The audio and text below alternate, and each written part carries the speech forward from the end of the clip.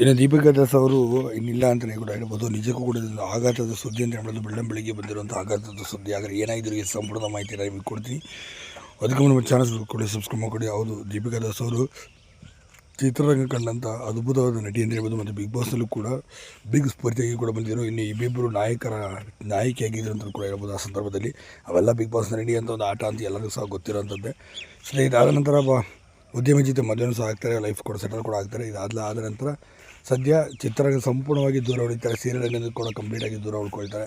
ಇನ್ನು ಸವಾಸನೆ ಬೇಡ ಎಂಬಂತೆ ದೂರನೇ ಆಗ್ಬಿಡ್ತಾರೆ ಅಂತಲೇ ಕೂಡ ಹೇಳ್ಬೋದು. ಹೌದು, ಇದೊಂದು ದೊಡ್ಡ ವಿಚಾರ ಅಂತಲೂ ಕೂಡ ಹೇಳ್ಬೋದು. ಯಾಕೆಂದರೆ ದೀಪಿಕಾ ದಾಸ್ ಅವರು ಇದರಿಂದ ಸಂಪೂರ್ಣವಾಗಿ ದೂರ ಉಳ್ಕೊಬಿಡ್ತಾರೆ. ಇದು ಬೇಡ ಅಂತ. ಸದ್ಯ ಅವರು ಗಂಡನೂ ಸಹ ಸಾಕು ಸೀರಿಯಲ್ ರಂಗ ಸಿನಿಮಾ ರಂಗದಲ್ಲಿ ಮುಂದುವರಿದರೆ ಬೇಡ ಅಂತ ಹೇಳಿದ್ರಂತೆ. ಅದರಂತೆ ಅವರು ಬೇಡ ಅಂತಲೇ ಕೂಡ ಸಿನಿಮಾ ರಂಗದಿಂದ ಸಂಪೂರ್ಣವಾಗಿ ದೂರ ಉಳಿದ್ರು ಅಂತಲೂ ಕೂಡ ಹೇಳಲಾಗಿದೆ. ಇದೇ ಕಾರಣಕ್ಕಾಗಿ ಅವ್ರು ಇನ್ನಿಲ್ಲ ಅಂತಲೇ ಹೇಳ್ಬೋದು. ಚಿತ್ರರಂಗದಿಂದ ಮತ್ತು ಸೀರಿಯಲ್ ರಂಗದಿಂದ ನೋಡೋಕ್ಕೆ ಕೂಡ ತುಂಬಾ ಮುದ್ದಾಗಿದ್ದಂಥ ಒಳ್ಳೆ ನಾಯಕಿ ಆಗಬೇಕಾದಿದ್ದಂಥವ್ರು ಸಿನಿಮಾ ರಂಗದಿಂದ ಸಂಪೂರ್ಣವಾಗಿ ದೂರ